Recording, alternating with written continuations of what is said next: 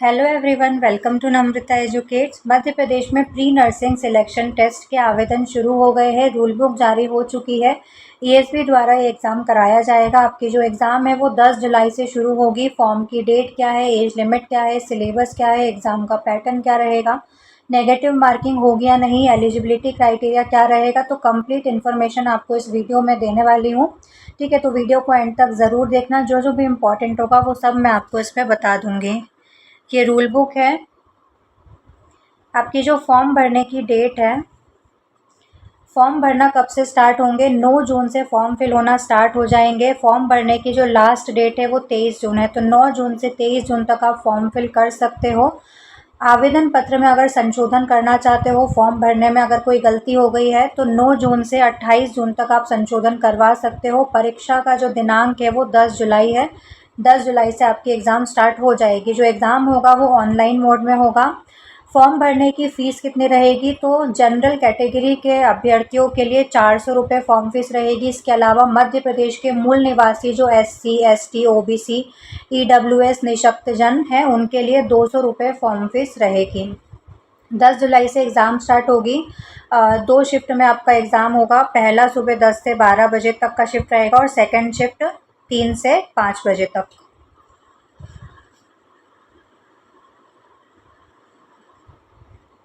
ठीक है, तो ये मध्य प्रदेश में नर्सिंग प्रशिक्षण संस्थाओं में BSc नर्सिंग पाठ्यक्रम में प्रवेश हेतु सिलेक्शन टेस्ट है। BSc नर्सिंग पाठ्यक्रम में प्रवेश संबंधी नियम दिए हुए हैं। जो जो भी इम्पोर्टेंट है वो मैं आपको बता देती हूँ। न्यूनतम शैक्षणिक योग्यता क्या रहेगी आपकी? तो उम्मीदवार भारत का नागरिक हो। इसके अलावा मेन क्या है, BSc नर्सिंग पाठ्यक्रम में प्रवेश हेतु उम्मीदवार 12वीं कक्षा 12th में आपका भौतिक, फिजिक्स, रसायन शास्त्र, केमिस्ट्री, जीव विज्ञान, बायो, तो फिजिक्स, केमिस्ट्री, बायो के साथ आप 12th पास होने चाहिए और न्यूनतम 45% अंकों के साथ। और उम्मीदवार अंग्रेजी विषय में उत्तीर्ण होना चाहिए। आरक्षित प्रवर्गों, अनुसूचित जाति, जनजाति, अन्य पिछड़ा वर्ग के लिए 5% की छूट रहेगी। तो इनके लिए जो न्यूनतम अर्हताकारी अंक रहेंगे वो 40% रहेगा। जनरल के लिए 45% 12th में फिजिक्स, केमिस्ट्री और बायो के साथ में। अभ्यर्थी मेडिकली फिट होना चाहिए। सामाजिक न्याय निःशक्तजन कल्याण विभाग, मंत्रालय, मध्य प्रदेश का राजपत्र।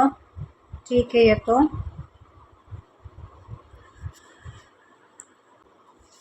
एज लिमिट क्या रहेगी? तो प्रवेश परीक्षा में भाग लेने के लिए उम्मीदवार की जो न्यूनतम आयु है वो 31 दिसंबर 2026 को 17 वर्ष की होनी चाहिए। ठीक है, मिनिमम कितने होने चाहिए? 17 साल, 31 दिसंबर 2026 तक। अधिकतम आयु सीमा के संबंध में भारतीय उपचर्या परिषद द्वारा समय समय पर जारी संशोधन लागू होंगे। ऑनलाइन आवेदन करते समय कौन कौन से डॉक्यूमेंट्स आपको लगेंगे? तो 10वीं की अंक सूची, जन्म दिनांक की पुष्टि के लिए तो 10th की मार्कशीट आपको लगेगी, 12th की मार्कशीट लगेगी। मध्य प्रदेश शासन के सक्षम प्राधिकारी द्वारा जारी किया गया मूल निवासी प्रमाण पत्र लगेगा। अनुविभागीय अधिकारी मध्य प्रदेश द्वारा जारी किया गया जाति प्रमाण पत्र, अगर आप कैटेगरी से बिलोंग करते हो तो। मध्य प्रदेश शासन के सक्षम प्राधिकारी द्वारा जारी किया गया EWS प्रमाण पत्र, अगर आप EWS कैटेगरी से आते हो।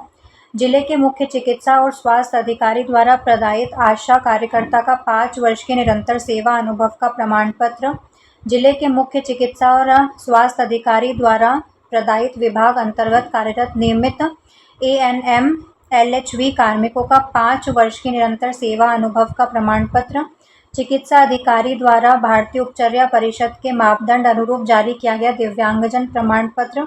और मध्य प्रदेश में कार्यरत आशा विभाग में कार्यरत नियमित ANM अभ्यर्थी हेतु संबंधित जिले के मुख्य चिकित्सा और स्वास्थ्य अधिकारी द्वारा जारी अनुमानित अनुमति प्रमाण पत्र। इसके अलावा आपका फ़ोटो, सिग्नेचर वगैरह और आपका जो ID प्रूफ है वो लगेगा।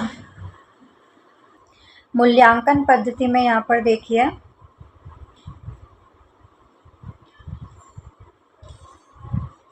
प्रत्येक वस्तुनिष्ठ प्रश्न का सही उत्तर अंकित करने पर 1 अंक दिया जाएगा और गलत उत्तर अंकित करने पर कुल प्राप्तांक में से प्रत्येक गलत उत्तर का 0.25 अंक घटाए जाएंगे। मतलब 1/4 की नेगेटिव मार्किंग रहेगी। ठीक है, तो नेगेटिव मार्किंग बिल्कुल होने वाली है। अब इसका सिलेबस देख लेते हैं। ठीक है, कंप्लीट डिटेल्ड सिलेबस दिया हुआ है।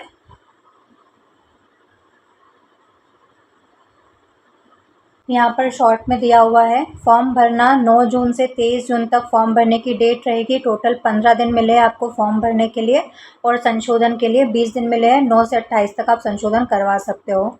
10 जुलाई से एग्ज़ाम स्टार्ट हो जाएगी। फॉर्म फीस 400 रुपये जनरल के लिए और बाकी कैटेगरी के लिए 200 रुपये रहेगी। सेंटर क्या रहेगा और प्रश्न पत्र कितना होगा, तो एक क्वेश्चन पेपर रहेगा, ऑनलाइन मोड में आपका एग्ज़ाम होगा जिसमें नेगेटिव मार्किंग रहेगी, ठीक है।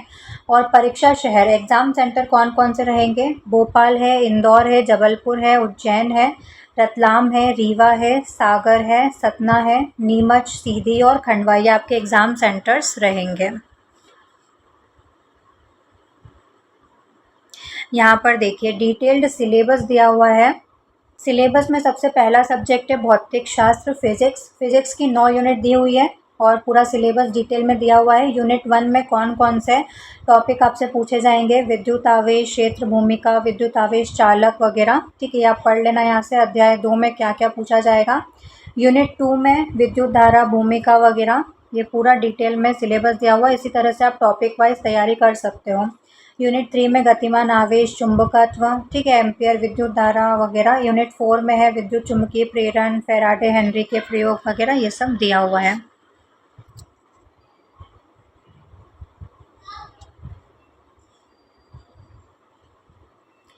प्रत्यावर्ती धारा, यूनिट 5 में विद्युत चुम्बकीय तरंगे, फिर किरण प्रकाशिकी वगैरह, इस तरह से पूरा डिटेल में सिलेबस दिया हुआ है।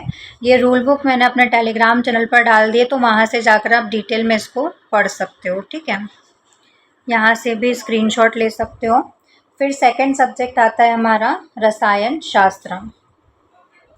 केमिस्ट्री में क्या क्या है, यूनिट 1 में है विलयन, यूनिट 2 है विद्युत रसायन, उसके भी पूरे डिटेल में सारे टॉपिक लिखे हुए हैं। यूनिट 3 है रासायनिक बल गतिकी, यूनिट 4 है डी और एफ ब्लॉक के तत्व, यूनिट 5 है उप सहसंयोजन यौगिक, यूनिट 6 है हेलो एल्केन और एलोएरिन, यूनिट 7 है अल्कोहल और फिनॉल ईथर, यूनिट 8 है aldehyde, ketone, carboxylic acid, unit 9 है एमीन, यूनिट 10 है जैव अणु। तो ऐसे करके केमिस्ट्री की 10 यूनिट दी हुई है।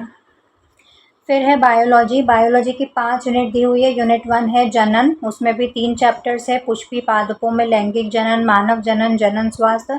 फिर सेकंड है आनुवांशिकी और विकास, उसके भी टॉपिक्स दिए हुए हैं, मानव कल्याण में जीव विज्ञान, जैव प्रौद्योगिकी और पारिस्थितिकी, ठीक है। इस तरह से ये फिजिक्स, केमिस्ट्री और बायोलॉजी का सिलेबस है। इसके बाद पूछा जाएगा आपसे इंग्लिश में क्या क्या पूछा जाएगा, रीडिंग कॉम्प्रहेंशन, वोकेबलरी में सिनोनियम, एंटोनियम, पर्यायवाची, विलोम, word formation, prefix, suffix, grammar में articles, agreement between subject and verb, time, tenses, preposition, phrasal verbs, auxiliary including modal verbs वगैरह पूछा जाएगा। वॉइसेस पूछे जाएंगे, नरेशन आएगा, डायरेक्ट इनडायरेक्ट स्पीच। डिग्रीज पूछा जाएगा, सेंटेंस टाइप में affirmative, negative, interrogative sentences. Common errors पूछा जाएगा। Spelling, the British pattern of spelling will be followed, तो स्पेलिंग्स पूछी जाएगी। तो ये इंग्लिश का सिलेबस है। सामान्य ज्ञान का सिलेबस, जनरल नॉलेज का सिलेबस क्या है, तो समसामयिक मामले, राष्ट्रीय और अंतर्राष्ट्रीय महत्व की घटनाएं, करंट अफेयर्स है। भारत का इतिहास, भारत के राष्ट्रीय आंदोलन, भारत और संसार का भूगोल, भारत और संसार का भौतिक, सामाजिक, आर्थिक भूगोल, भारतीय राजनीति, शासन तंत्र, संविधान, राजनीति तंत्र, पंचायती राज, सार्वजनिक मुद्दे, धाराएं, अधिकार, ये सब पूछा जाएगा। आर्थिक और सामाजिक विकास, सतत विकास, गरीबी, समावेशन, जनसांख्यिकी, सामाजिक क्षेत्रों में पहल आदि। पर्यावरण और पारिस्थितिकी, जैव विविधता, मौसम में बदलाव, सामान्य विज्ञान आधारित सामान्य मुद्दे। भारतीय संस्कृति, राष्ट्रीय अंतर्राष्ट्रीय खेलकूद, मध्य प्रदेश इतिहास, भूगोल, राजनीति, मध्य प्रदेश का आर्थिक और सामाजिक विकास, ये सामान्य ज्ञान का सिलेबस है, ठीक है। तो ये सिलेबस है आपका, पढ़ना स्टार्ट कर दो। जो जो भी इम्पोर्टेंट था वो सब मैंने आपको बता दिया है। इसके अलावा भी अगर आपको कुछ डाउट है तो वो कॉमेंट्स में पूछ सकते हो, और कुछ एक्स्ट्रा इन्फॉर्मेशन चाहते हो तो ये रूल बुक मैंने टेलीग्राम चैनल पर डाल दिए, तो वहाँ से जाकर पढ़ सकते हो। चैनल को सब्सक्राइब नहीं किया है तो सब्सक्राइब कर लेना। इसी तरह की और इन्फॉर्मेशन के लिए बेल आइकन प्रेस कर लेना, ताकि जो वीडियोज़ आने वाले हैं उनकी नोटिफिकेशन सबसे पहले आप तक पहुँचे। आज के लिए बस इतना ही, मिलते हैं नेक्स्ट वीडियो में। जय हिंद।